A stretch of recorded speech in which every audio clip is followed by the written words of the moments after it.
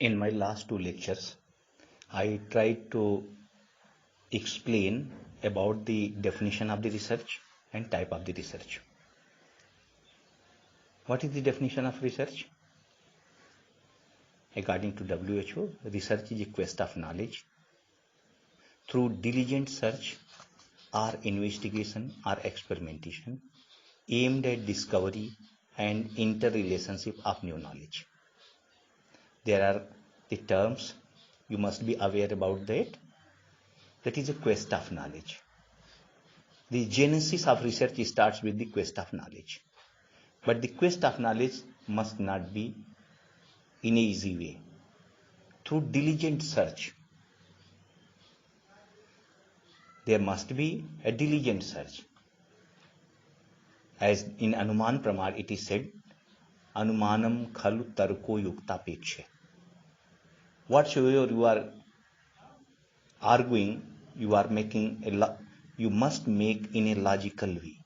Anumanam khalu tarko yuktapekshe.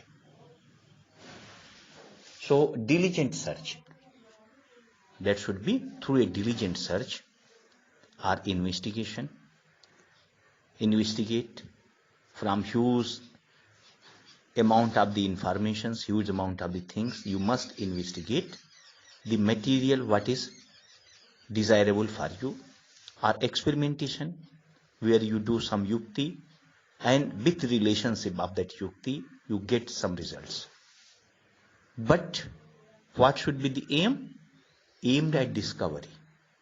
There must be an achievement de novo, or there must be an interrelationship between the new knowledge. Knowledge is existing on that subject, but a newer aspect of that knowledge you get derived, and that is the research is a quest of knowledge through diligent search or investigation or experimentation aimed at discovery or interrelationship of the new knowledge.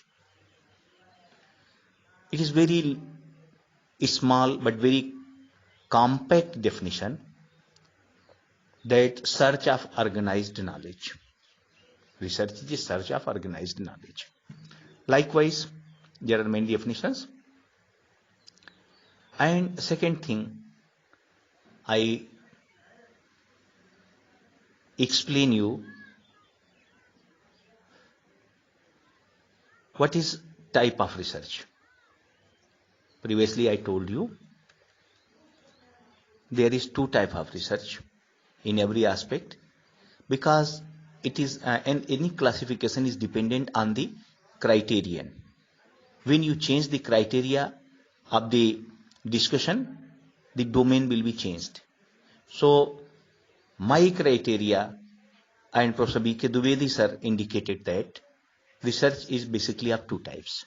Number one, that is the spontaneous research that happens during our procedures. We are not going to do that particular thing, but that happens and that creates a discovery. The cathode rays and X-rays were never invented, but they happened, and they are happening just introduce a newer invention. And second is the organized study, where you frame something and in an organized experimental way you want to get the research. Most of the researches are like that, and spontaneous research is by chance. Second thing is the pure and basic research. Pure research means which is being on the fundamental topics. Basic research. This definition or explanations are little bit controversial so far as my opinion is concerned. And second is applied or descriptive research.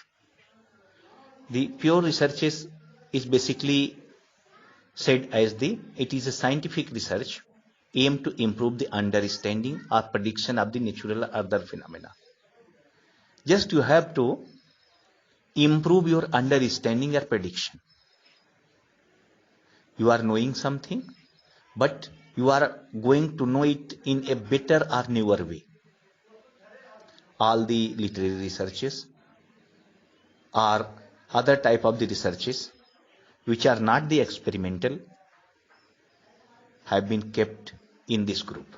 And second is the applied or descriptive. Applied means you are going to create a applicable part or a experimentation of the fundamental principles.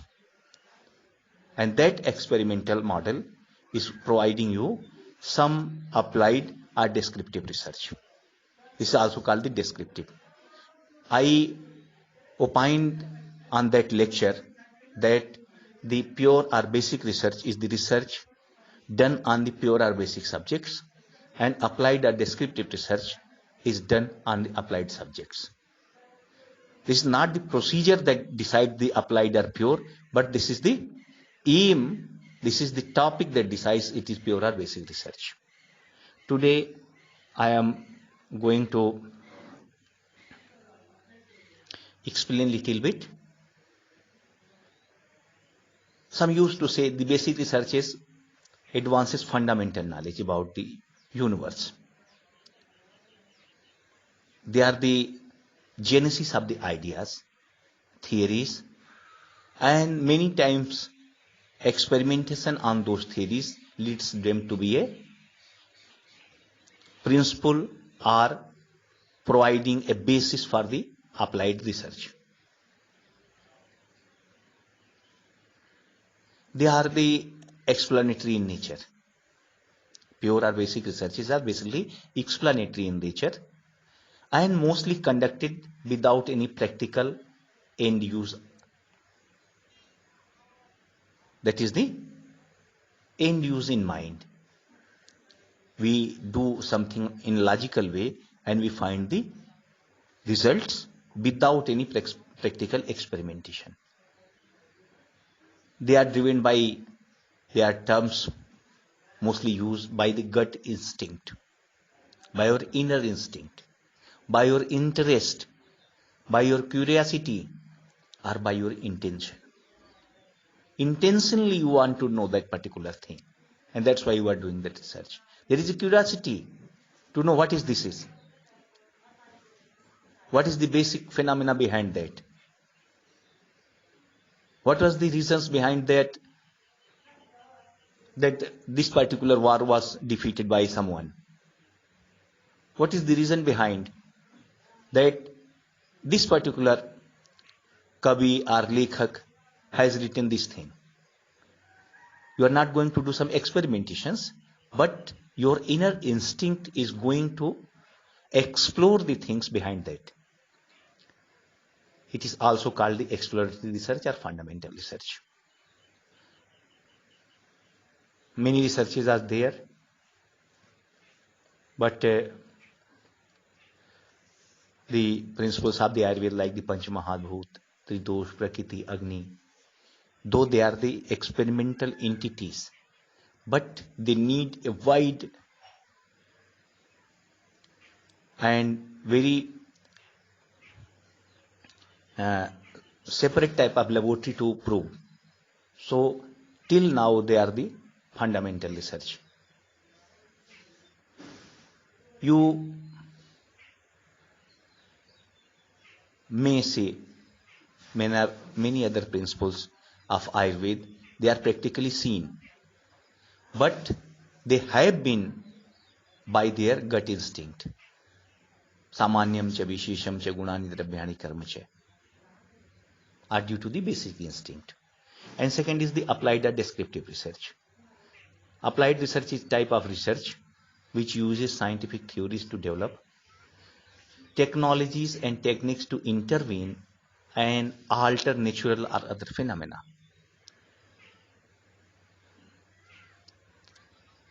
Develop a technique. This is the first thing. Technique means you must create a technical procedure and with the relation of samvaya sambandh. If that is, the result should be this. This type of abhinava sambandh should be there. If I am going to do this thing, if such and such type of the results are coming on, means the explanation is such and such and such and such. So They are mostly the Yukti Yuktagya, where manthan sanyogat agni sambhava, and based on the Abhinabhav Sambandh. Parvato Bandhimane, there is fire on the hill, we are not seeing, but by experimentation in our kitchen or anywhere else, and with the simile of the things, we are going to assess the thing. We are going to assess directly, we are going to assess indirectly, but the experimental model is that we are going to get the result. Mostly all the randomized trials, others are example of these things, where you create something. Suppose you are going to search a drug on the diabetes. So how diabetes happens? Maybe a pure research. But by experimental model, you can create the things by ligating particular ducts, and you are getting that after ligating the pancreatic duct, the sugar level increases. So that may be experimental, that may be pure. But when you are going to search a drug, what is its pharmacokinetics and pharmacodynamics? You have to create a model. What is its toxicity? You have to create a model. And you have to do a randomized control trial, and then only your drug can be approved. So all this type of researches are the experimental research. There are many things. Do the marriages prevent certain mental or physical illness? You have to create a model. Langhanam paramaushadham. Langhan is a best medicine in cure of the obesity and other related diseases. Where there is obesity and obesity related diseases, Langhan is the param aushadhi. The lifestyle mediation and lifestyle mediated diseases. If you are going to change your lifestyle, the lifestyle mediated diseases will be less. You are creating a model and you are doing the experimentation, and by that experimentation you are going to judge that if the modification in the lifestyle are leading to the health or illness. So this is a experimental research. What is the quality of good research? Quality of good research are characteristics. You may note, first of all, it must be systematic. You must be systematic. Use of the valid procedures and principles. You must be systematic with the use of valid procedures and principles. Systematic, you must start with a particular thing, and systematically you are leading to the experimentation, observation, discussion, and a logical summary and conclusion. If you are not doing these things, you are not systemic. So if anything you are doing scientifically, you must be systemic first. If you are not systematic, you are not scientific. And you must use the valid procedures and principles. If you are not using, if your procedure is not validated, your principles are not validated, your results will never be fruitful and validated. You cannot create an experiment on the basis of an invalid phenomena. Suppose there is a phenomena, you are going to assess the karmukta or the pharmacological activity of the Ayurvedic drugs. You have chosen a model, and model was the Alexan induced model in the rabbits or guinea pigs, and you did your experimentation in a proper way, and all that experimentation is that whatsoever result you got, good. But whensoever one will ask a question that what was your model, and you say Alexan induced model, then the examiner will ask, when you use the Alexan, all the islets of the Langerhans has been destroyed. So at this time, only those drugs will be active, which is insulin or act on the pathway of the insulin.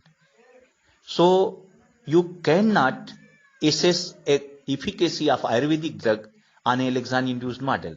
And how you dare to do it? And if you did, your result is suspicious and ambiguous. So with a invalid procedure and principles, you cannot get a correct result. Your whole the procedures is not valid, then your results is supposed to be ambiguous. Second, reproductivity. Designed flawlessly and clear procedures so others can test. What you are doing, the procedure must be reproductive. If I am doing on the same way, I must get the same result.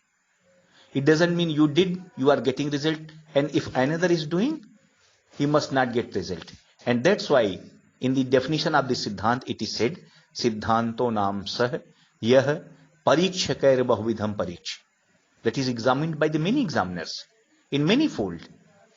So if you are doing that experimentation, if one is doing or another is doing, if they are doing in the same way, the same result is there. And if one is doing on the same principles, then again the same results must be there. So reproducibility in a research is the basic phenomena. I cannot say any research if I am doing it and another cannot do by following the same procedure. So design should be flawless, clear, and all persons doing on the same way can do these things. Third one is the controlled procedure. Controlled procedure means there must be the explanation for the things. If you are taking the numbers of the variables and all the numbers of the variables are not within your control, or even you are not getting the sufficient amount of the data for particular variable, so your total result is leading to be ambiguous. So the procedure should be controlled. You must start with 1 or 2 or 3 variables which can be controlled. Fourth is the empirical and objective. Depend on the direct observation and not on what you think or want to happen. Experimentation is there. Observation should be free. Observation is witnessed. Just like witness, what I am saying is truth and wholesome truth. Nothing biased should be there. I think this will be result, or I don't think this should be result, is no way phenomena. What result is coming is acceptable to me. So it should be empirical and objective. No subjective intervention that is going to harm my experiment, that is going to harm me, that is going to, no. What results are coming, that should be accepted clearly. Fourth, a good researcher must get the experiments. Courage. Sometime what results are coming, they are not in the consequence of the previous results, or even they are not consequence with the previous principles. But if your model is right, your experimentation is right, your observation is right, you must have courage to produce or publish your research. Even all the established models are not favoring you. So you must be courageous, logical. This is the foremost correct point. Research should be guided by the rules of the logical reasoning. Anumanam khalu tarko yuktapeksha. All the logical reasonings and logical procedures in induction and deduction. Either that may be inducive or deductive. But A logical procedure should be followed. Anyway, if you are illogical, then total results is going to be. There was the मेढक की दोनों टांगे काट देने पर मेढक बहरा हो जाता है. That is unlogical procedure. Have you heard this thing? A experiment was done by a person and he trained a frog.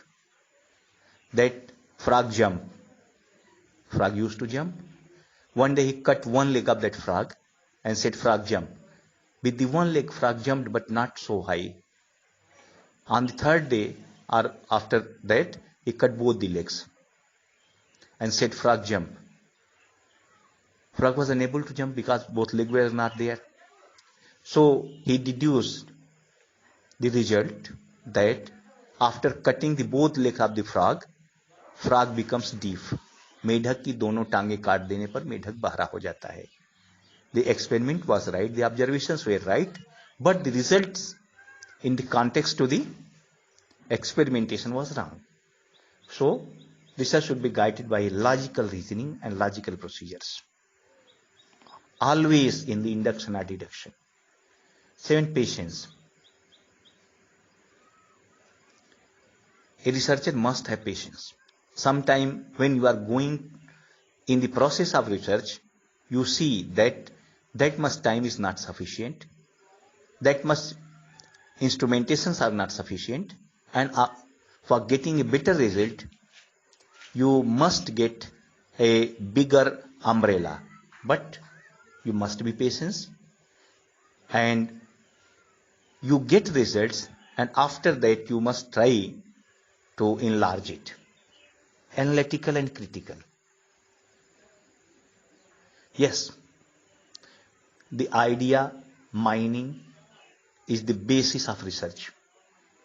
Investigation and idea mining, both the things are the basis of the research. So always you must be analytical, statistically analytical, logically analytical, and you must be critical to your own results. So if you are critical to your own observations and results, you are going to explain many things, and certainly you are going to achieve something de novo. Next thing is the accuracy. Accuracy in